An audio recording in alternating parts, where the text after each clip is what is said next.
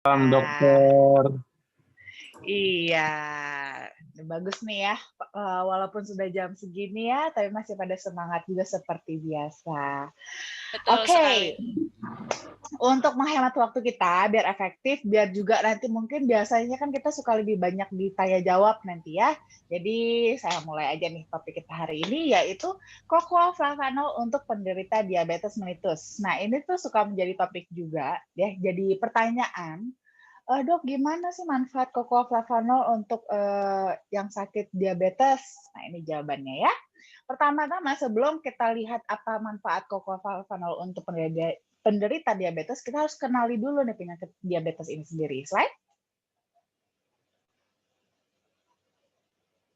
Nah, jadi kalau ngomong-ngomong soal diabetes, sebenarnya ya teman-teman, diabetes itu tuh bukan penyakitnya sebenarnya. Diabetes itu adalah suatu sindroma, suatu kumpulan gejala yang timbul pada seseorang karena gula darahnya itu meningkat. Nah, kenapa gula darahnya meningkat? Itu biasanya karena kekurangan insulin, baik secara absolut maupun relatif. Jadi kalau ditanya penyakitnya apa? Diabetes sebenarnya bukan, ya. Diabetes itu hanya suatu sindroma aja. Nah, dan banyaknya kejadian di lapangan, justru orang tuh tinggi yang meninggal itu bukan karena diabetesnya, melainkan meninggal karena komplikasi dari diabetes tersebut. Slide.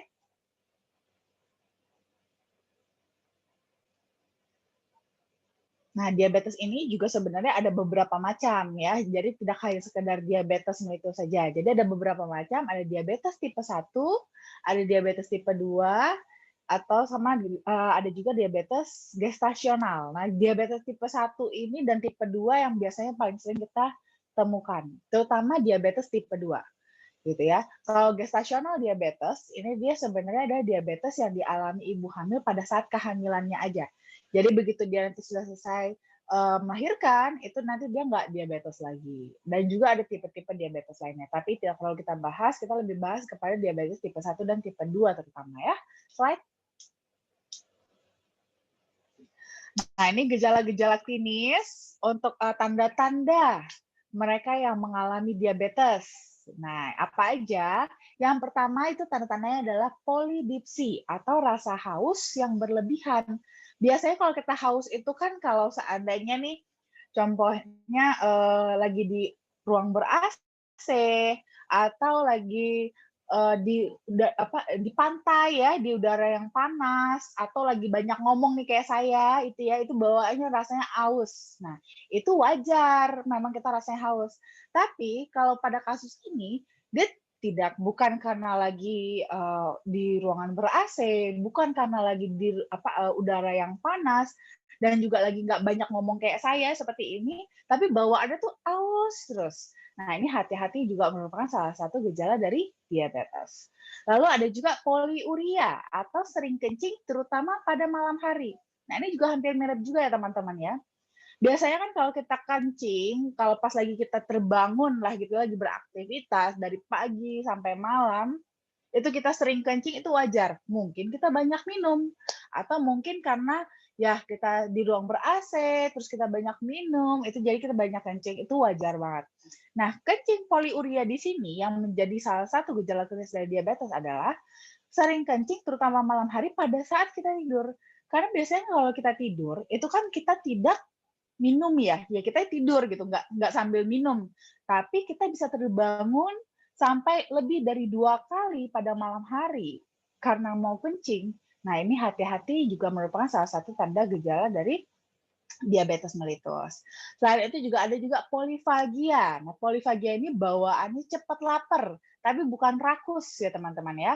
Jadi dia bawaannya cepat lapar, bawaannya pengen makan terus. Tapi berat badannya bukannya naik, tapi malah menurun. Nah, ini juga hati-hati. Ini juga salah satu gejala dari diabetes. Terus juga glukosuria atau kencingnya manis ya. Terus juga badannya lemah dan cepat lelah. Padahal tadi banyak makan ya, bawaannya lapar terus, pengen makan terus. Tapi juga malah bukannya bertenaga, badannya malah jadi lemah. Terus nafasnya bau keton. Lalu juga sering mengalami yang namanya kesemutan pada jari-jari tangan dan kaki, juga disertai biasanya gatal-gatal. Nah, lalu mulai juga ada penglihatannya sudah mulai kabur. Lalu kalau luka itu lebih sulit sembuhnya, ya. Terutama apalagi kalau lukanya tuh di kaki. Luka di kaki disertai dengan kesemutan, udahlah kesemutan, kebas, akhirnya pas lagi luka nggak berasa lukanya, kita biarin aja, lama-lama lukanya makin parah. Ya, jadi lukanya semakin susah sembuh kalau misalnya kita punya gejala diabetes ini. Lalu juga gairah seks yang menurun. Nah, ini dia tadi gejala-gejala klinis dari diabetes mellitus. Kira-kira teman yang ada yang apa aja nih? Nah, ya. Nah, di checklist deh tuh ya, slide. Nah, ini mungkin teman-teman boleh lihat di layar masing-masing. Ini dia proses terjadinya kenapa kok gula darahnya itu bisa tinggi sih? Nah, ini perbedaannya untuk diabetes tipe 1 dengan diabetes tipe 2. Kalau diabetes tipe 1, itu karena insulinnya yang kurang memang. Jadi ibaratnya kalau teman-teman bisa lihat di layar masing-masing ya, itu insulin itu dia gambarnya segitiga. Itu tuh dia seperti anak kunci yang harusnya nempel di gembok, lalu nanti membuka gerbang di dalam sel kita. Sehingga nanti insulin yang di dalam darah itu bisa berpindah dari luar ke dalam. Nah, pada kasus yang tipe 1, itu jumlah anak kuncinya ini kurang. Karena jumlah anak kuncinya kurang, otomatis gembok yang dibuka itu jadi lebih sedikit. Pintu yang terbuka jadi lebih sedikit. Otomatis kecepatan gula untuk bisa masuk dari luar ke dalam, berpindah dari luar ke dalam juga jadi jauh lebih lambat. Akhirnya terjadi penumpukan di pembuluh darah. Bedanya dengan yang tipe 2, diabetes tipe 2, itu terjadi namanya insulin resisten, di mana insulinnya itu sebenarnya jumlahnya cukup, anak kuncinya cukup, cuman nggak cocok sama gembok yang ada di dalam sel kita, pada dinding sel kita. Sehingga karena nggak matching anak kunci sama gemboknya, pintunya nggak bisa kebuka. Kalau tidak kebuka, tidak bisa terjadi perpindahan gula darah dari pembuluh darah dari arah luar ke dalam sel. Makanya kedua-duanya sama-sama terjadi penumpukan pada pembuluh darah, gulanya tidak bisa masuk ke dalam sel karena insulin tersebut. Baik karena kurang ataupun karena nggak cocok insulinnya. Ya, itu perbedaan dari tipe 1 dan tipe 2. Slide.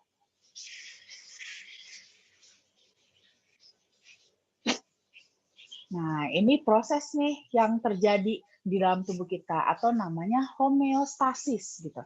Homeostasis itu adalah suatu usaha tubuh untuk menyeimbangkan atau menormalkan kondisi tubuh kita. Jadi, yang proses yang terjadi itu kalau seandainya nih teman-teman, biasanya normalnya kan gula darah kita itu adalah sekitar di bawah 110 ya, kadar gula darah kita itu seharusnya di bawah 110 mg per desiliter darah. Nah, pada saat kita makan, ya, pada saat kita makan, itu kan akan diserap kadar gula. Kadar gulanya diserap, masuk ke dalam darah, sehingga kadar gula di dalam darah meningkat, melebihi dari 110 mg per desiliter. Nah, peningkatan dari gula darah ini itu akan menstimulus otak, lalu otak mengirimkan sinyal ke pankreas kita, yaitu ke namanya beta sel. Beta sel inilah nanti yang akan mengeluarkan insulin. Insulin ini nanti yang akan bekerja membuka gembok-gembok baik di sel otot. Ya, pertama dia akan membuka gembok itu pertama di sel otot terlebih dahulu supaya kadar gula yang tinggi tadi di dalam pembuluh darah itu bisa berpindah masuk ke sel otot, nanti di dalam sel otot akan diproduksi menjadi energi. Makanya kenapa habis makan itu kita bisa jadi bertenaga. Nah, tapi mungkin tidak semua gula darah yang meningkat tadi itu bisa dimasukkan ke dalam sel. Tergantung tadi demand-nya, kebutuhannya akan energi seberapa banyak. Nah, kalau nggak terlalu banyak, otomatis nggak butuh banyak-banyak dong gulanya. Nah, sisa gula yang di dalam darah itu akan dipindahkan, disimpan di liver atau di hati ya. Insulin akan membuka pintu gembok pada sel-sel yang di liver untuk nanti menyimpan tabungan dari si glukosanya. Jadi glukosanya dipindah dari pembuluh darah disimpan ke dalam liver. Akhirnya setelah disimpan stoknya lama-lama yang di dalam pembuluh darah kembali normal lagi, turun lagi menjadi sekitar 110 mg per desiliter.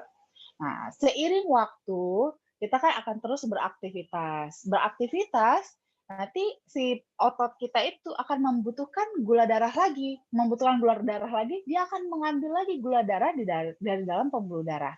Akhirnya yang di dalam pembuluh darah yang awalnya normal, lama-lama menjadi turun. Nah, ini mulai menurun nih kadar gula darahnya.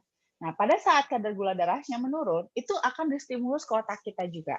Nah, stimulus ke otak kita, itu yang biasanya kita mulai merasa namanya lapar. Nah, tapi terkadang belum tentu kita langsung meresponi gitu, memberikan sumber asupan baru. Nah, untuk sementara menunggu sumber asupan yang baru, otak akan menstimulus pankreas kita. Kali ini yang distimulus itu ada namanya alpha cell. Di alpha cell inilah yang nanti akan mengeluarkan namanya glukagon. Glukagon akan membuka lagi nih, ya. Glukagon akan membuka lagi. Dia itu seperti anak kunci juga, anak kunci yang membuka gembok di liver. Nah, ini kali ini dibuka itu adalah gembok untuk pintu pengeluaran. Nah, jadi simpanan yang di dalam liver tadi itu akan ditransfer lagi keluar, ya lewat pintu yang sudah dibuka oleh glukagon, ditransfer lagi keluar, masuk lagi ke dalam pembuluh darah. Diisi lagi pembuluh darahnya sehingga pembuluh darahnya kembali menjadi normal lagi. Seperti itu ya, slide.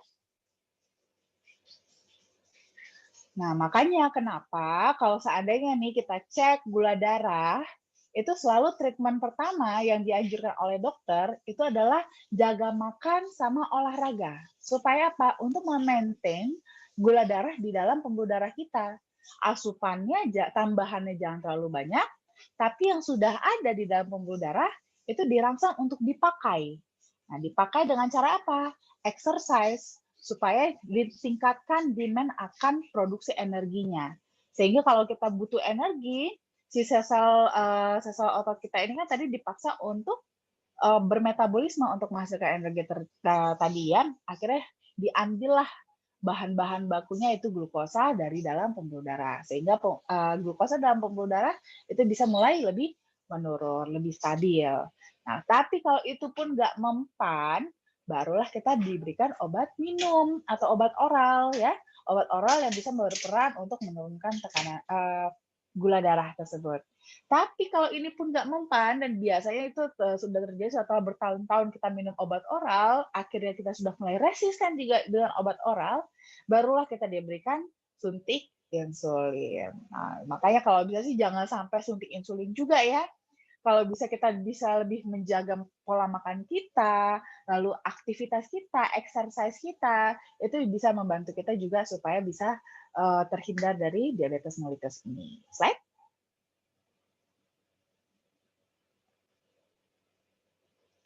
Nah, memperkenalkan flavanol, di mana flavanol ini ada 80%-nya kokoflavanol yang diambil dari ekstrak biji kakao. Nah, normalnya buat kita maintenance ya, itu cukup 5 gram aja sehari, itu bisa mencukupi kebutuhan tubuh akan flavanol. Slide.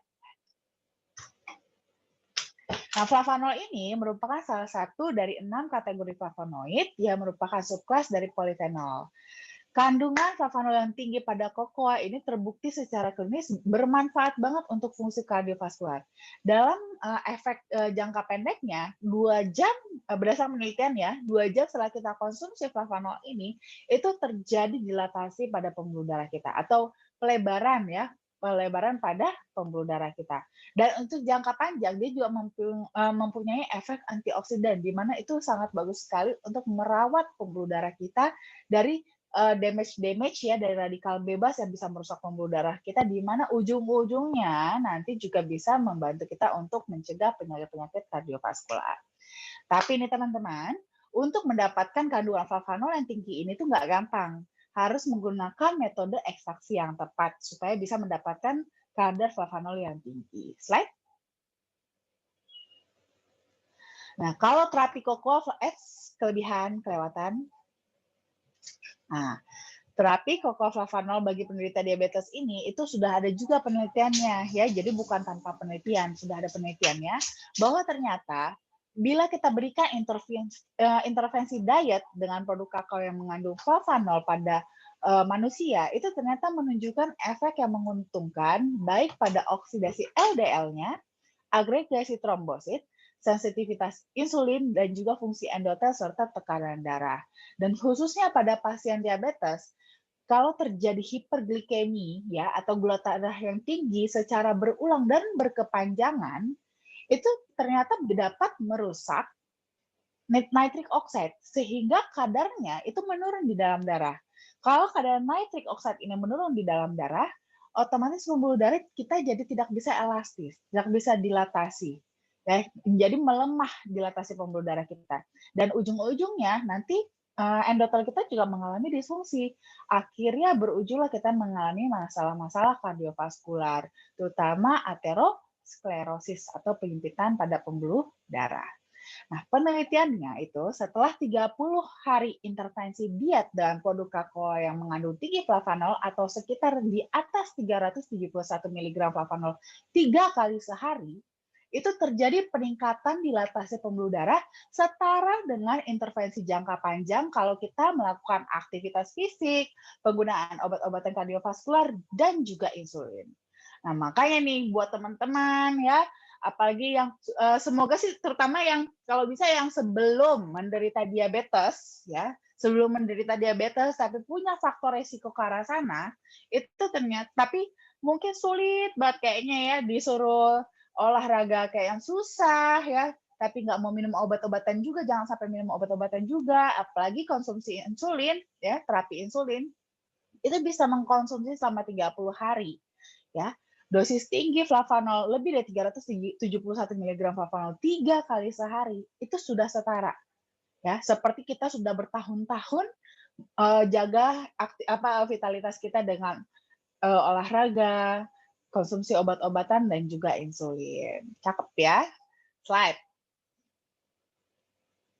Nah, ini juga kita sudah ada ya patennya untuk ekstraksi flavanol, di mana di sini kita sudah mempatenkan prosesnya itu yang dapat mempertahankan hingga 80% flavanol kakaonya secara alami. Di mana itu biasanya dalam proses pembuatan yang konvensional itu bisa turun jauh banget sampai 67% pengurangannya, jadi sisanya udah tinggal 33%. Nah, ini kita penurunannya hanya sekitar 20% sehingga masih bersisa 80% flavanol. Nah, jadi inilah yang kita patenkan proses metode pengolahannya. Slide. Dan kita juga sudah mendapatkan scientific opinion dari EFSA atau European Food Safety Authority, di mana kita sudah bisa mengklaim manfaat produk ini, yaitu dapat membantu memelihara elastisitas pembuluh darah yang nanti juga bisa berkontribusi untuk mendapatkan aliran darah yang normal, di mana ini esensial banget ya untuk kesehatan tubuh kita, karena segala sesuatu di dalam tubuh kita itu dialirkan melalui aliran darah. Jadi kalau kita memiliki aliran darah yang normal, kemungkinan besar kita bisa memiliki tubuh yang jauh lebih sehat. Gitu. Slide. Nah, jadi untuk yang masih sehat, itu bisa direkomendasikan untuk mengkonsumsi cukup 5 gram sehari, itu sudah cukup. Namun bagi yang sudah menderita diabetes atau beresiko tinggi untuk terkena diabetes, itu bisa mengkonsumsinya 3 kali 5 gram setiap hari. Itu untuk membantu mempercepat ketertinggalan kondisi fisik kita akibat tadi kondisi dari hiperglikemi yang berkepanjangan. Oke, itu dia. Thank you and stay healthy. Baik, terima kasih Dokter Winda. Penjelasannya sangat singkat tapi bermanfaat nih. Pasti seru sekali nih. Nah, sekarang waktunya Ibu dan Bapak semuanya yang hadir di Zoom pada malam hari ini. Jika ada pertanyaan bisa melalui chat ataupun bisa dinyalakan mikrofonnya. Nanti bisa langsung tanyakan ke Dokter Winda. Seperti itu ya. Oke dok, sekarang saya coba baca chatnya ya dok. Pertanyaannya siapa tahu ada yang mau bertanya. Ini dari Ibu Nur Santi. Izin bertanya Dokter Winda, apakah penderita diabetes yang memiliki riwayat komplikasi hati atau jantung masih diperbolehkan untuk berolahraga outdoor secara rutin? Dan manakah yang lebih baik mengkonsumsi flavanol dari makanan segar atau lewat suplemen obat? Terima kasih. Sorry, bukan flavanol, flavonoid. Sorry. Ya. Oke, terima kasih untuk pertanyaannya.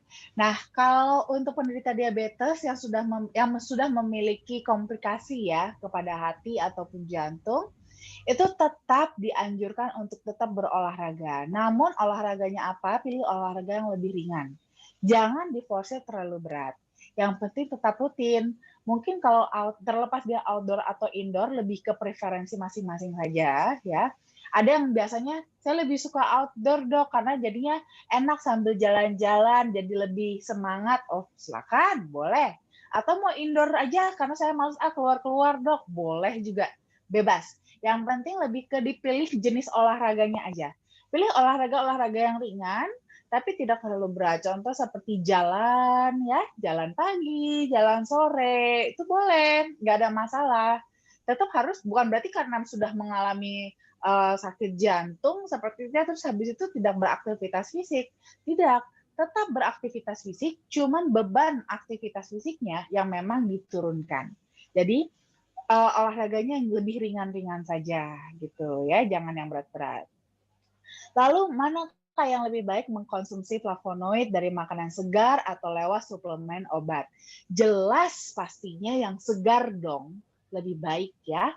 Tapi pertanyaannya adalah apakah kita sanggup mengkonsumsi kadar yang cukup dari yang segar saja?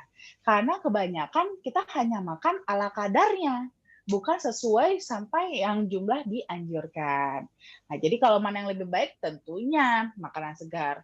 Tapi kalau kita tidak sanggup mencukupi dengan jumlah yang benar-benar cukup untuk yang makanan segar, boleh kita kombinasikan lewat suplemen supaya untuk menambah supaya jadi pas jumlahnya gitu ya. Baik, Dokter Winda, terima kasih untuk jawabannya. Baik, untuk pertanyaan selanjutnya. Sebentar ya, Dok. Nah, ini dari Ibu Haryati Salim. Dok, flavanolnya sesudah makan atau sebelum makan? Basically sih sebenarnya bebas mau sesudah makan atau sebelum makan, tapi memang lebih direkomendasikan itu adalah sebelum makan. Supaya dia ibaratnya bisa lebih membuka pembuluh darah sehingga nutrisi yang dibawa oleh makanan-makanan yang kita makan itu juga sudah lebih gampang nanti pada saat penyerapannya sudah lebih gampang untuk didistribusikan ke seluruh tubuh. Tapi untuk beberapa case, contohnya bagi yang ada mah, terutama mahnya yang sensitif, itu mungkin boleh dikonsumsinya sesudah makan saja gitu. Baik, terima kasih Dokter Winda. Untuk pertanyaan selanjutnya, adakah dari Bapak Wali Koyah ya, adakah testimoni atas penyakit diabetes setelah minum kokoa? Mungkin flavanol ya. Kalau Nah itu nanti mungkin boleh teman-teman yang lain yang ya, menjawab ya kalau ada. ya, jika memang Bapak Ibu semua yang di sini ada mau memberikan testimoninya boleh loh ya. Nanti bisa dinyalakan mikrofonnya. Nanti bisa sampaikan manfaat setelah mengkonsumsi flavanol. Baik, pertanyaan selanjutnya, Dok. Ini dari Ibu Mutia. Dokter Winda mau tanya, suami saya penderita DM sudah cukup lama, sekitar 10 tahun. Kalau minum obat dari dokter hampir selalu bermasalah lambungnya. Mohon sarannya, terima kasih. Nah kalau seperti ini sih sebenarnya berarti kemungkinan besar sudah ada komplikasi ya, terutama di bagian lambung. Jadi memang sih ada beberapa obat-obat diabetes juga yang memang bisa memicu mah juga sih untuk konsumsi jangka panjangnya. Kalau seperti ini mungkin ya boleh dikombinasi dengan obat mah ya, supaya nggak terlalu bermasalah di lambungnya gitu. Oke, baik dok. Terima kasih. Pertanyaan selanjutnya dari Ibu Dian. Untuk yang masih merasa sehat, bolehkah minum coklat flavanolnya 3 kali sehari? Tentu boleh. Pada dasarnya kan setiap orang itu kan tidak ada yang benar-benar sehat ya, hanya merasa sehat. Tapi pasti dalam tubuhnya ada aja masalahnya, hanya belum timbul aja, belum kita rasakan karena mungkin di dalam tubuh kita tuh masih berusaha untuk menyesuaikan dengan kondisi tersebut. Atau juga karena faktor toleransi tubuh kita. Makanya kesannya seperti kita sehat, padahal sebenarnya kita tidak sepenuhnya sehat. Kita mungkin boleh berkaca ya pada diri masing-masing, kondisi tubuh kita saat ini walaupun kita merasa sehat ya, Apakah masih sama dengan waktu kita 20 tahun yang lalu? Tentu tidak. Nah, pasti berbeda. Jadi itu aja sudah menandakan sudah ada penurunan fungsi pada tubuh kita. Jadi boleh banget kalau untuk konsumsi walaupun merasa sehat, tapi minumnya mau 3 kali sehari, monggo nggak ada masalah. Bahkan kalau di kantor kita suka sering lebih dari 3 kali ya untuk minum flavanol, Iya, hingga jumlah minum flavanolnya. betul. Oke deh, baik. Terima kasih dok untuk. Oh ini ada pertanyaan lagi nih dok masih dari Bu Nur Santi ya. Izin bertanya lagi dok, apakah aman penggunaan insulin dalam jangka waktu yang panjang pada penderita diabetes dan apakah pedoman yang mengatur pemberian vitamin pada pasien diabetes? Terima kasih. Apakah ada pedoman yang mengatur pemberian vitamin pada pasien diabetes? Nah, kalau untuk penggunaan insulin dalam jangka waktu yang panjang, apakah aman atau tidak? Tergantung kita melihat dari sudut mana sih, Bu. Dalam artian begini, kalau dari sudut fungsinya sendiri, tentu dia aman. Aman karena memang dibutuhkan. Kalau tidak menggunakan insulin, ya nanti kadar gulanya bisa makin tinggi. Tapi kalau dari segi obatnya sendiri, walau bagaimanapun itu adalah chemical, which is itu akan ujung-ujungnya akan tetap memberikan efek samping dalam kalau kita konsumsi dalam jangka waktu panjang. Jadi itu dia makanya kenapa kita butuh salah satunya flavanol ini untuk mencegah kita juga untuk supaya jangan sampai kita jatuh di kondisi tersebut, di mana kita semakin ketergantungan terhadap obat-obatan ya, atau obat-obat kita makin lama makin bertambah dosisnya. Sama juga halnya insulin. Insulin juga nanti makin lama akan semakin bertambah karena makin lama itu akan makin resisten. Dan lama-lama pasti tentu akan ada efek samping tersendiri. Jadi memang kalau dibilang aman, ya nggak aman sebenarnya, tapi perlu mau gimana dong. Makanya kita harus jaga dari sekarang supaya jangan sampai kita justru sampai jatuh di kondisi tersebut gitu ya. Lalu apakah ada pedoman yang mengatur pemberian vitamin pada pasien diabetes? Tentu ada. Jadi untuk pemberian vitamin terutama ya pada pasien diabetes itu tidak boleh yang ada kandungan glukosanya pastinya ya, supaya jangan justru malah mengganggu kadar gula dari pasiennya tersebut. Itu aja sih tapinya. Oke, terima kasih dok. Untuk pertanyaan selanjutnya ya dok, ini dari ada Bapak Handanu. Mau tanya nih dok, kalau orang yang tidurnya sudah cukup, tapi di pagi hari masih sering ngantuk, apakah itu merupakan salah satu gejala diabetes? Enggak sih, kalau itu tidak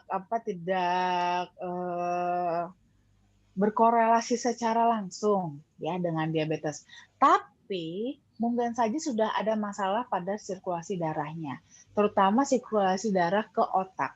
Mungkin sudah ada penyempitan pembuluh darah ke otak sehingga suplai oksigen ke otaknya itu kurang. Suplai oksigen ke otak kurang, jadi pada saat bangun itu jadi nggak seger, tetap nggak segar seperti itu. Nah kalau ini kita memang bisa kalau untuk kasus ini kita bisa juga ya bantu juga dengan flavanol supaya untuk tadi membuka pembuluh darahnya sehingga sirkulasi darah bisa lebih lancar, suplai oksigen ke otak juga bisa jadi lebih bagus, jadi bisa lebih seger gitu, nggak ngantuk terus. Baik, terima kasih dokter. Nah, pertanyaan selanjutnya dari Pak Theo. Ibu saya baru seminggu tindakan kateterisasi pasang ring 1 dan riwayat MAH, vertigo dan tekanan darah rendah. Bagaimana sebaiknya konsumsi flavanol untuk meningkatkan kesehatannya? Ibu Pak Theo ini berusia 71 tahun. Terima kasih Dokter Winda. Oke, kalau seperti ini, boleh Pak langsung aja dikonsumsi flavanolnya. Kalau untuk awal, mungkin boleh disesuaikan dulu 2 kali sehari. Jadi 2 kali 5 gram. Nanti kalau sudah lebih fit, baru bertahap dinaikkan ke 3 kali 5 gram per hari. Seperti itu. Baik, terima kasih dok. Nah, ini ada pertanyaan selanjutnya dari Bapak atau Ibu inisialnya EP. Untuk yang sudah sakit DB konsumsi 3 kali sehari bagusnya waktunya kapan? Apakah sekaligus di pagi hari, siang, dan malam? Mana yang lebih baik? Lebih Apakah sekali bagus dibagi. Lebih oh bagus dibagi? dibagi jadi pagi, siang, dan malam. Jadi 3 kali sehari, bukan 1 kali 3. Jadi bukan 1 kali 15 gram, melainkan 3 kali 5 gram sehari. Oke, baik. Pertanyaan selanjutnya dari Ibu Noni. Mau bertanya dan Dokter Winda, saya gula puasa 130. Eh, Sudah sudah minum. ya, sudah minum obat dokter Amaril 2 dan Januvia. Kalau malam suntikan Lantus 17 unit, jadi saya bisa minum flavanolnya gimana?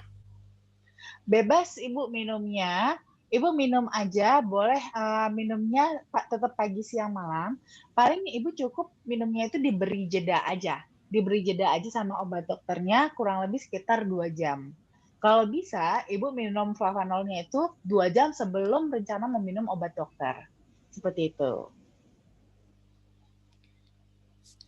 Baik dok, pertanyaan selanjutnya ya. Dari Bapak Johannes. Malam dokter, ada saudara sudah kena stroke sudah lama dan juga kena diabetes. Bagaimana solusinya dan berapa takaran minum flavanolnya? Oke, sudah kena stroke udah lama dan juga diabetes ya. Nah, kalau ini memang boleh konsumsi flavanol selain minum tetap minum obat-obat dari dokternya juga tetap diminum, ditambah dengan flavanol. Ini mirip juga jawabannya seperti Bu Noni ya. Jadi nanti minumnya 3 kali sehari, pagi, siang, malam, diminum 2 jam sebelum jadwal minum obat.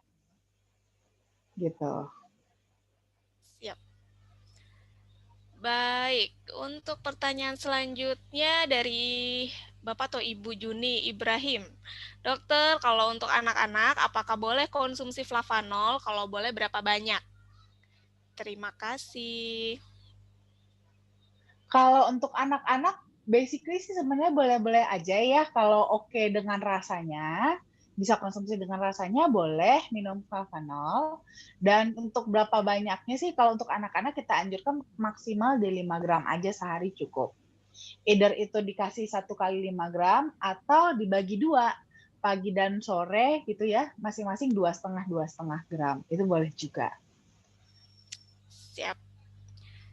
Baik, pertanyaan selanjutnya dari Ibu Dian Bali. Izin bertanya dok, jika seorang sudah menggunakan insulin sehari 3 kali, berapa kali dan berapa gram diberikan cocoa flavanolnya? Nah, kalau sudah suntik insulin 3 kali sehari, itu saya sarankan tetap konsumsinya juga untuk di awal coba dulu di 3 kali 5 gram dulu. Jadi pagi, siang, malam masing-masing 5 gram. Nanti akan dievaluasi ya Bu, evaluasi respon tubuhnya bagaimana.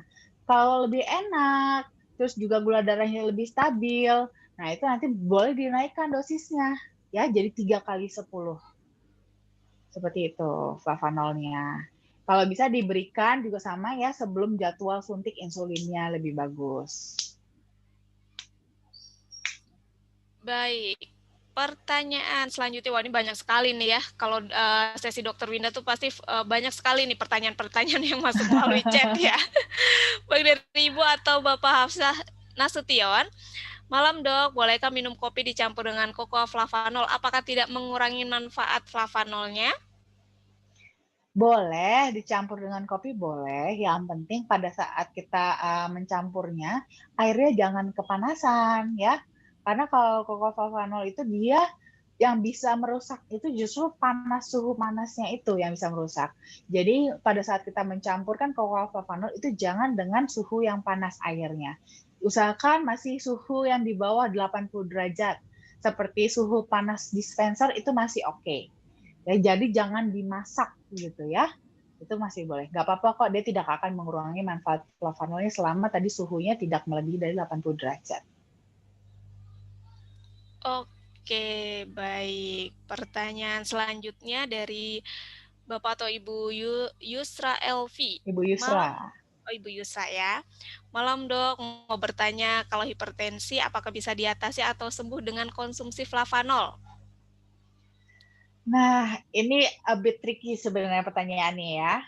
Kalau sembuh, nah, kalau sembuh itu tidak bisa sembuh kalau untuk hipertensi. Hipertensi, diabetes, hiperkolesterol itu tidak bisa sembuh, tapi bisa dikontrol. Nah, itu jadi ada beda bahasa ya. Karena itu bukan suatu penyakit, itu suatu tadi itu ya, suatu kumpulan gejala, suatu kondisi tubuh. Kalau kondisi tubuh itu bisa kita kontrol, bukan kita sembuhkan, ya. Gitu. Jadi kalau seperti ini, kondisi hipertensi bisa kita kontrol juga dengan konsumsi flavanol. Karena tadi flavanol itu dia punya manfaat untuk bisa mendilatasi pembuluh darah. Jadi itu di mana itu kondisi yang berkebalikan pada kasus hipertensi. Pada saat hipertensi itu justru pembuluh darah kita kejepit. Nah, dengan kondisi pembuluh darah kita yang jadi dibuka, dilonggarkan, itu malah bisa membantu untuk menurunkan tekanan darah. Jadi bisa membantu untuk hipertensi, tapi bukan menyembuhkan ya. Baik, terima kasih dok. Nah ini ada tadi ya lanjutan dari pertanyaan Bu Noni nih dok. Apakah setelah konsumsi flavanol saya bisa bebas obat gula? Saya tidak menganjurkan untuk langsung melepas obat gula karena ibu sudah ketergantungan dengan obat gula tersebut sudah bertahun-tahun lamanya. Itu artinya kondisi tubuh ibu kerusakannya sudah berat. Nah, jadi tidak boleh langsung dilepas obat gulanya. Tetap harus di awal itu tetap harus dikombinasi secara bersamaan terlebih dahulu. Apakah nanti akan bisa bebas dari obat gula akan tergantung dari recovery tubuh ibu sendiri. Seberapa cepat tubuh ibu bisa recovery, di sini perannya flavanol adalah untuk mensupport, mempermudah, tidak semakin merusak kondisi tubuh ibu. Nah, itu akan kembali lagi nanti kepada kondisi tubuh ibu sendiri nih. Udah dikondisikan, apakah cepat nggak untuk perbaikannya? Kalau nggak cepat, ya ibu tetap terus konsumsi obat gulanya. Tapi kalau sudah bisa lebih baik, nanti bisa bertahap, secara tapering off gitu ya, bertahap dosisnya bisa bertahap diturunkan gitu. Oke dok, terima kasih. Ini ada pertanyaan dari Pak Johannes lagi nih dok. Apakah penderita asma bisa sehat dengan flavanol?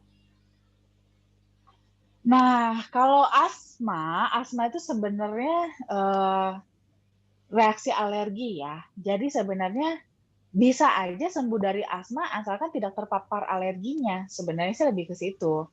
Jadi nggak semata-mata karena flavanol ya. Asalkan kita bisa menghindari paparan terhadap alergennya, ya tidak akan tereaksi kok asmanya seperti itu. Cuman jadi flavanol ini dia tidak ke sana perannya gitu. Tapi flavanol bisa lebih ke membantu untuk support nutrisi-nutrisi untuk nanti yang asma tersebut gitu, nutrisi-nutrisi untuk pendukung asmanya. Jadi arahnya lebih ke sana aja. Tapi kalau flavanol bekerja untuk asmanya sendiri, dia tidak di bagian sana perannya. Oke, siap dok. Sepertinya pertanyaan melalui chat. Sudah Ini habis. ada satu yang direct Oh, message ke direct. aku. Boleh, boleh. Ya, ini dari Ibu atau Bapak Ambar, Ibu Ambar mungkin ya. Nah, ini pertanyaan Bu Dokter, kalau kita mau olahraga, misalnya tenis, sebaiknya minum sebelum atau sesudah olahraga? Langsung minum boleh ya? Thank you. Nah, kalau untuk rencana mau berolahraga ya, memang kita paling lebih merekomendasikan itu justru mengkonsumsinya itu sebelum berolahraga supaya pembuluh darahnya tuh jadi lebih dilatasi gitu ya, lebih melebar. Selain itu juga Flavanol ini juga dia bermanfaat untuk meningkatkan eksoksigen dalam metabolisme lemak. Di mana itu juga akan menghasilkan energi yang lebih banyak, yang itu sangat bagus banget dipakai pada saat kita berolahraga. Jadi apalagi untuk yang mau diet, contohnya yang mau dietnya sebelum paling anjurkan kan kalau kita akan mau diet itu kan lebih bagus sambil olahraga juga kan. Nah, itu bagus tuh sebelum olahraganya kita konsumsi dulu flavanolnya supaya jadi semakin efektif untuk pembakaran lemaknya. Dan olahraga kita juga jadi lebih bertenaga dan bisa lebih energik gitu. Jadi bisa lebih efektif untuk olahraganya gitu.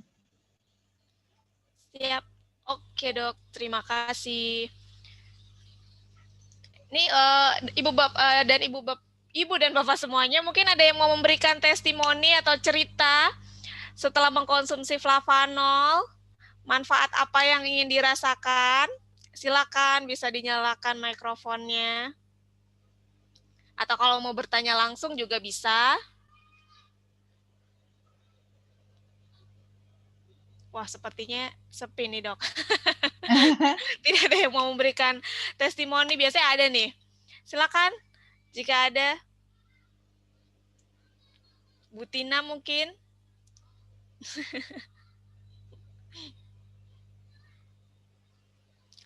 Ini ada pertanyaan direct nih, Dok, ke saya. Oke. Dari Dewi, ada pertanyaannya, malam Dok, saya mau tanya apakah penggunaan flavanol ini akan ketergantungan atau bagaimana? Oke, untuk flavanolnya sendiri sebenarnya sih kita nggak ketergantungan dengan flavanolnya ya. Tapi kita akan ketergantungan atau ketagihan dengan rasa manfaat yang kita rasakan karena flavanol ini. Jadi lebih ke situ sih. Jadi kalau untuk flavanolnya sendiri sih kita nggak ketergantungan gitu. Cuman ya namanya kita ya kalau udah pernah ngerasain enak, masa mau jadi nggak enak lagi? Ibaratnya gitu kan? Gitu. Jadi ketergantungan manfaatnya ya Dok, dan Iya, rasanya yang pasti ya. betul. Iya. Ketagihan sama enaknya gitu kan. Ibarat Betul. kata udah biasa cantik, tiba-tiba balik jadi jelek mana mau, ibaratnya gitu kan. Nah, udah biasa kaya gitu kan, terus kita jadi bangkrut mana mau, ibaratnya seperti itu. Jadi lebih ke kita ketagihan kepada manfaatnya. Jadi bukan kita ketagihan kepada flavanolnya sebenarnya ya, tapi lebih ke ketagihan pada manfaat dari flavanol tersebut. Oke, siap. Silakan jika ada yang mau bertanya lagi atau testimoninya loh, ini kita tunggu-tunggu ya.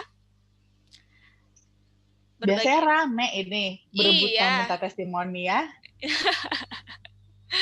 malam hari ini sepertinya sedang sepi. Wah, ini Malu-malu. dari Pak Adi nih. Pak Adi, langsung saja Pak testimoninya Pak, dinyalakan mikrofonnya biar semuanya dengar nih. Siapa tahu ada Bapak dan Ibu nggak sempat ngecek chat gitu ya. Biar Pak Adi, silakan Pak testimoninya Pak.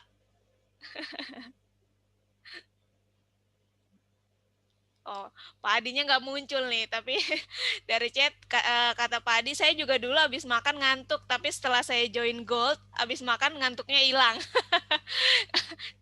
Habis ngantuk jadi kenyang ya Pak ya kalau setelah makan. Aduh. Silakan Bapak dan Ibu, mungkin Bu Tina yang mau memberikan testimoni nih. Padahal banyak loh ini dari sekian banyak peserta. Masih malu-malu sepertinya ya. Iya. Ini ngomong-ngomong pesertanya dari Jakarta semua atau ada yang dari luar Jakarta nih? Kayaknya Nah, banyak ya dari luar Jakarta ya. banyak Dok. Wah, Mungkin dari salam-salam ya. luar Indonesia juga banyak. Cuma Wow, ada yang dari malu-malu, luar cuma negeri malu-malu. juga. Tuh, Salam kenal semuanya. Semoga nanti suatu saat kita bisa bertemu langsung ya. iya, betul. Tuh Wah, ada yang langsung dari Rio. dari Malang, dari Bali. Hai semuanya. Ada yang dari Hong Kong loh, Hong Kong. Yang paling Fotonya jauh dari semua Hong dari Kong. Wah, ada Bu Rifa Anissa dari Duri Riau. Wow, jauh tuh. Jauh soalnya landing pesawat masih jalan darat lagi ya. Ada yang dari Bali. Bu Lisa, oh Bu Lisa lagi ke Malang ya. Wah, ada yang dari Bangka juga. Ini Galaksi Bekasi ya. Ini kampung saya kalau ini. Bukan luar bumi ya Dok. Iya, Galaksi Bima Sakti. Iya, semoga nanti teman-teman yang di luar kota suatu saat kita bisa bertemu ya. entah teman-teman yang ke Jakarta atau saya yang ke tempat teman-teman. Amin. Siap, jadi bisa bertemu langsung dengan Dokter Winda ya dok ya? Bisa Iya, lebih akrab, jadi nanti kalau Zoom sudah tidak asik. malu-malu lagi. Betul. Baik, sepertinya pertanyaan juga sudah tidak ada dok melalui chat ataupun Ini line. ada satu, Oh ada di mana? Oh muncul iya, nih, Bu muncul Rifa. nih Bu Rifa. Kalau untuk masalah lambung, bagaimana dok? Nah, kalau untuk masalah lambung, Bu, sebenarnya sih, manfaat flavanol bukan untuk lambung secara spesifik sebenarnya ya. Tapi, flavanol itu bisa untuk membantu memperlancar distribusi nutrisi-nutrisi Ibu yang nanti mungkin Ibu konsumsi untuk lambung Ibu gitu kan. Mungkin Ibu ada mengkonsumsi, suplemen lain, enzim apa gitu kan, tapi kok kayaknya saya minum ini belum terlalu berasa ya manfaatnya. Jangan-jangan, obat-obatan atau suplemen yang Ibu minum tersebut itu belum tersampaikan, terdistribusi dengan baik. Nah, itu flavanol bisa membantu di sana, ke distribusinya, lebih ke booster gitu ya, seperti booster, supaya nutrisi-nutrisi lain yang Ibu konsumsi itu bisa memberikan manfaat yang lebih baik lagi, gitu. Wow, hai Oke, dari Medan. baik. Dok, ini dari Bapak atau Ibu Marhali ya. Malam dok, kakak saya terkena oh saya direct ke saya. Malam dok, kakak saya Oke. terkena diabetes namun belum parah. Yang menonjol adalah tubuhnya makin kurus. Apa ada saran dok? Nah, kalau Silakan. itu berarti masih cukup baik ya, dalam artian masih di diabetes gejala awal, masih di fase-fase awal di mana belum sampai jatuh ke komplikasi. Nah, berarti kalau kondisi seperti ini harus dijaga dengan baik, ya, dijaga dengan baik, diulur-ulur waktunya sampai nanti akhirnya komplikasi. Karena kalau udah komplikasi itu udah berat ya. Nah, itu bisa banget dengan konsumsi Flavanol 3 kali sehari didukung dengan tadi ya, bantu sambil olahraga juga, sambil dijaga makannya. Kalau ada dikasih obat juga diminum, ditambah lagi dengan Flavanol itu bisa semakin memaksimalkan menjaga kemungkinan dari diabetes ini jatuh ke kondisi komplikasi. Jadi recommended banget justru. Untung belum sampai ini ya, belum sampai apa tuh namanya komplikasi. Jadi harus dijaga banget. Baik, terima kasih Dokter Winda. Wah, ini jadi ada pertanyaan lagi nih dok dari Bapak Toniko. Malam dok, mau tanya kalau infeksi atau banyak plak di saluran kandung kemih atau susah buang air kecil, apa dengan minum flavanol bisa membantu nggak ya? Terima kasih dok. Nah, kalau ini sama juga sih ya sebenarnya, flavanol itu dia tidak memberikan efek yang secara langsung pada infeksi. Nah, kalau seperti ini memang kalau karena infeksi, itu memang baiknya harus konsumsi antibiotik kalau seperti ini ya. Tapi nanti flavanol paling kerjanya itu lebih ke mengurangi peradangannya. Jadi mengurangi peradangan akibat dari infeksi tersebut supaya tidak terlalu susah untuk buang air kecilnya. Jadi lebih ke sana. Tapi untuk infeksinya itu sendiri tetap harus diatasi dengan antibiotik. Siap. Oke dok. Ini ada yang direct ke saya. Cara konsumsinya bagaimana jika yang setelah makan? Langsung aja sih ya, dilarutkan aja, sama seperti sebelum makan juga. Setelah makan langsung dilarutkan aja, dikocok dengan air hangat ya, jangan terlalu panas. Kalau mau yang hangat atau pakai air es juga, kalau mau yang dingin terserah, suka hati ya. Itu sekitar 5 gram. 5 gram itu kurang lebih sekitar 1 sendok teh. Dilarutkan, minum deh. Seperti itu. Baik Simple. dok, simpel ya. Baik, untuk pertanyaan selanjutnya dari Bu Ulan nih dari Bali. Malam dok, apa yang menyebabkan bisa terjadi amputasi untuk kasus diabetes ya? Ya. Nah, ini karena tadi itu sebelumnya kalau pada kasus diabetes itu dia biasanya memang diawali tadi ya ada rasa kesemutan, kebas, mati rasa, terutama pada area kaki terutama sebenarnya. Ya pada kaki itu dia merasakan kebas sehingga pada saat terjadi luka itu nggak berasa Sedangkan kita kan kalau umpamanya namanya juga di kaki ya, kaki kan bisa kena macam-macam tuh, kita pakai jalan, mungkin kita, nggak pakai alas kaki, terinfeksi dengan kotoran ya, akhirnya di situ, makin banyak lah namanya juga luka terbuka, ketemu dengan kuman-kuman, itu akhirnya bisa semakin infeksi. Akhirnya infeksi ini karena tidak berasa sama yang punya kaki, karena tadi kebas itu tidak ada rasa sakit, dibiarkan dibiarkan berlarut-larut, akhirnya lukanya semakin membusuk. Ditambah lagi kalau seandainya kebetulan gula darahnya pun tinggi, itu semakin susah lukanya. Nah, kenapa bisa sampai diamputasi? Karena di situ adalah area yang terinfeksi. Kalau dibiarkan terus-menerus, kuman-kuman tersebut itu bisa nembus sampai masuk lebih dalam lagi, ketemu pembuluh darah, masuk ke dalam pembuluh darah, dan bisa mengikuti aliran darah, di mana itu bisa menyebabkan yang namanya sepsis atau infeksi darah. Nah, kalau sudah infeksi di darahnya sendiri, itu sudah lebih sulit kita untuk mengobatinya dan angka kematiannya bisa jauh lebih tinggi. Makanya untuk menghindari sampai jatuh ke kondisi tersebut, lebih baik diamputasi saja. Seperti itu, demi untuk menyelamatkan nyawa pasien tersebut. Begitu. Baik, Dok. Terima kasih penjelasannya. Dan untuk pertanyaan selanjutnya dari Ibu Dian. Oh, Bali. Ibu Dian Bali. Maaf, Dok, jika tidak salah berarti flavanol itu lebih ke darah atau ke pembuluh darah ya, Dok, manfaatnya? Betul sekali. Betul sekali, sama sekali tidak salah. Jadi flavanol itu memang utamanya adalah lebih ke darah atau ke pembuluh darah sendiri. Ya, manfaatnya lebih ke sana. Cuman karena memang pembuluh darah kita ini kan berkoneksi, berhubungan dengan seluruh organ, seluruh sel di dalam tubuh kita, makanya dia jadi bisa otomatis memberikan pengaruh kepada area-area lain, organ-organ lain. Makanya seperti seolah-olah terkesan flavanol ini multifungsi banget, buat apa aja bisa. Padahal sebenarnya manfaatnya lebih ke pembuluh darahnya aja. Tapi karena pembuluh darah tadi sudah dilancarkan, semua darahnya bagus, tidak kental, nah itu bisa memberi manfaat kepada organ-organ yang lain. Otak, jantung, ginjal, usus, pencernaan, saluran kencing, tulang saraf, dan yang lain-lain. Nah, jadi bisa kemana-mana jadi bisa.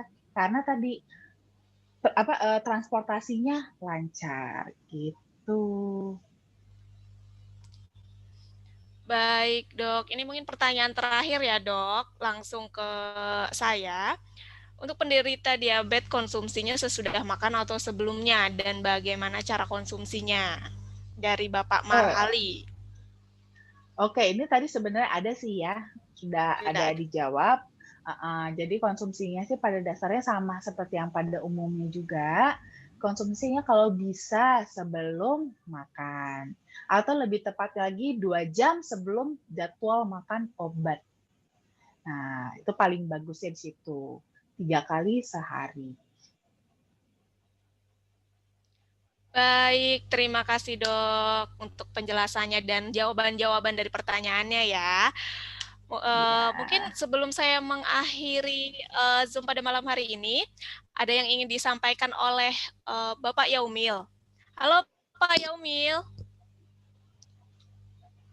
Halo. Wah, Pak Yaumilnya mana nih? Halo, Iya halo. Pak. Iya tadi mic-nya nggak boleh dibuka Iya halo sama Pak. host. Iya halo Oh, selamat malam. ya baik. Ini sudah ya Pak ya? Iya. Sudah. Ya. Ya. Iya, Silakan saya Pak. saya hanya mau menyampaikan bahwa nanti tanggal 28 ya kita ada acara di mana namanya di Bekasi ya di Rumah Makan Wulansari. Acaranya bisnis preview ya. Bapak dan Ibu yang ada di sekitaran Jabodetabek bisa mengundang teman-teman ke sana Sabtu tanggal 20 November jam 13.30 on time kita mulai ya. Ini tempat sangat terbatas jadi pastikan Bapak dan Ibu hadir ke sana gitu ya. Jangan sampai nggak hadir dan bawa teman-temannya, bawa undangan-undangannya gitu. Itu yang pertama. Yang kedua, kita juga punya acara nanti tanggal 11 dan 12 Desember. Ini 2 hari kita training Speak and Grow Rich. Ya, jadi kita akan diajarkan bagaimana caranya mengembangkan bisnis kita, mengembangkan sumber daya manusia kita sendiri, sehingga akhirnya bisnis kita bisa berkembang lebih cepat. Ini training ini bagi yang serius, ingin punya jaringan besar, pastikan hadir ke acara ini. Nah, acara ini nanti ada harga tiket masuknya 200.000 ya, tapi itu sudah include makan siang 2 kali karena itu 2 hari, dan snack 4 kali ya, 2 kali per hari, lalu dapat sertifikat dan lain sebagainya. Tapi yang paling penting dapat ilmunya, dan ilmunya itu gratis. Dan ilmunya itu penting sekali untuk Bapak dan Ibu bisa mengembangkan bisnisnya. Pastikan, dan ini juga terbatas ya Mbak Sinta tempatnya. Baik, iya. Kalau nggak salah cuma untuk 50 orang ya. 50. Iya, Ya, hanya untuk hanya 50 untuk peserta. 50 orang ya. Dan ini menjadi angkatan pertama ya, orang-orang yang nanti bisa bercerita bahwa mereka adalah lahir dari angkatan pertama pertemuan ini gitu, yang membesarkan bisnis FHI di Indonesia. Ya, jadilah bagian dari angkatan pertama ini gitu. Saya berani jamin bahwa mereka yang keluar dari training ini akan lebih mempunyai visi yang luas, mempunyai tingkat keyakinan yang luas, mempunyai ilmu yang lebih banyak. Jadi pastikan 200.000 ini nggak ada artinya dengan semua yang Bapak dan Ibu akan dapatkan nanti di acara training ini. Jadi pastikan hadir, dan sekarang sudah bisa mulai didaftar, bisa langsung ke Mbak Sinta pendaftarannya, lalu bisa Boleh. langsung ke para upline Anda ya, para sponsor-sponsor Anda bisa langsung daftar. Karena ini tempat sangat terbatas, hanya untuk 50 orang. Gitu aja mungkin Mbak Sinta. Baik, Ya, terima kasih. Baik, terima kasih Pak Yaumil. Ya, saya ulang kembali ya. Jadi nanti hari Sabtu untuk Bapak Ibu yang yang berdomisili di Jabodetabek bisa mengikuti acara BOP di Bekasi di Rumah Makan Bulan Sari. Itu ada harga tiket masuknya 20.000. Nah, itu nanti bisa langsung menghubungi Ibu Dian yang ada nomornya yang tertera. Dan juga kebetulan memang hari Sabtu ini jadi kantor tidak beroperasi ya, jadi dipindahkan terlebih dahulu ke Bekasi. Jadi nanti Ibu misalnya ingin mengajak prospek-prospeknya bisa langsung ke Bekasi. Dan juga nanti di tanggal 12-13 Desember itu ada training, Speak and Grow Rich training. Jadi ini wah luar biasa. Ini saya boleh ikut nggak ya, tapi gratis. Sebenarnya ilmunya tuh ini pasti ilmunya sangat berguna untuk bisnis kita ya, untuk menjalankan bisnis FHI juga, dan pastinya Khusus juga member Bu Sinta. khusus member ya. Baik. Ini untuk khusus member, jadi saya nggak boleh ikut. Enggak boleh. Jadi saya harus jadi member dulu Pak gitu. Iya Nah, Bu. ini khusus member dan hanya dibatasi untuk 50 peserta. Nanti tepatnya di Hotel Sofian Tebet. Jadi Bapak ya, Ibu yang sudah menjadi member bisa mengikuti trainingnya seperti itu ya. Dan juga saya ingatkan kembali juga nanti hari Minggu ada business talk juga di Zoom nanti dengan pembicaraan juga Pak Yaumil ya. Jadi jangan lupa Bapak Ibu semuanya bisa belajar mengenai bisnis nanti di Zoom hari Minggu. Oh ini nanti nih kalau memang Bapak Ibu semuanya yang ingin mendaftarkan di training tanggal 12-13 bisa menghubungi nomor saya di 0812-8168-0717. Dan jangan lupa nih untuk Bapak Ibu semuanya untuk di follow juga sosial media FHI di Facebooknya bisa dan juga YouTube, ada juga untuk Instagramnya. Di sana Bapak Ibu semuanya juga bisa mendapatkan informasi-informasi melalui sosial medianya, juga video-video terbarunya di YouTube-nya pasti ini ada juga. Jadi nanti misalnya ada Zoom juga pasti nanti misalnya oh saya ketinggalan nih gitu kan, nanti bisa lihat di sana seperti itu ya. Baik, kalau begitu nih waktunya juga sudah pas ya. Malam hari ini pas sekali. Siapanya? Iya. Katanya produk habis ya, Bu? Oh iya Pak Hari. Iya. Ya. Tadi saya mau ke kantor katanya lagi habis nanti tanggal berapa baru datang. Betul Pak. Benar ya? Oh. Ya, bukan. Jadi kita bahan bakunya sedang tertahan Pak. Jadi ada karantina. Jadi ada karantina makanan dan minuman yang diimpor. Jadi di karantina terlebih dahulu. Jadi seperti ini seminggu, ya. Ya betul seminggu ya. Iya betul.